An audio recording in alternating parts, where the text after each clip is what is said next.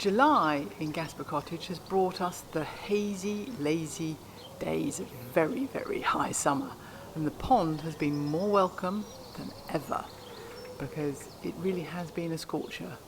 And the orchard is looking pretty crispy, but still fabulous. A lovely range of different things coming through in the orchard.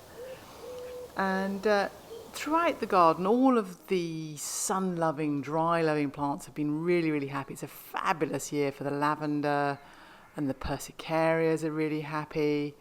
All of the kind of little grasses and wispy things are very, very much enjoying this hot and dry weather. And the helianthus is throwing out a few more flowers. And in the hotbed, all sorts of things are loving it. The daylilies, the sunflowers. This is earthwalker, really tall, bold, multi-stems. And this is a new thing that's been flowering really well this year, the digitalis ferruginea, which I've been very, very happy with. It creates these fabulous vertical accents, and it almost looks kind of silvery at a distance. But when you look inside the flowers, they're a kind of deep burnt orange, which makes me very happy. And the whole effect, as you look along the bed there, is truly glorious. And as you look across to the pots and the terrace, there's so much to see. From up by the hunky punk in the morning, and the mornings are the coolest time in the garden and lovely, but the early morning light just catches all of these flower heads. Some of that's going over, but it's just still glorious.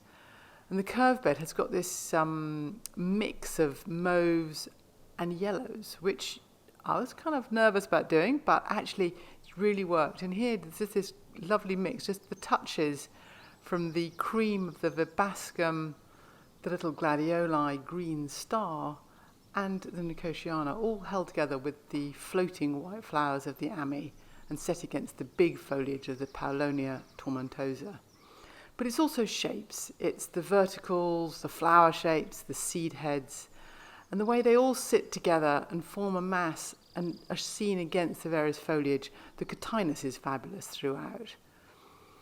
And in this bed, you've got little kind of fresh pops of new colour, and there's that hint of pink in that blue flower. There's no hint about that pink. That's candy floss. We love it. But as you move across, and again, that cool early morning light is glorious across this flower bed, and with the mixture of the grasses and the various different flowers set against that beautiful curving, undulating shapes of the box, which are clipped to match the hills beyond.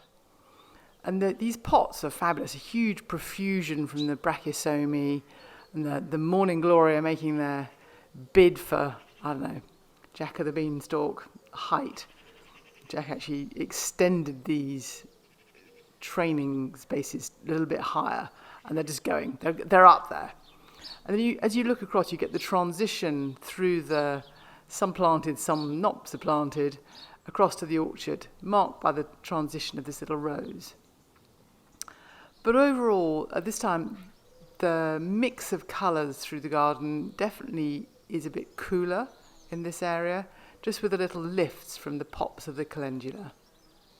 But a lovely river of colour.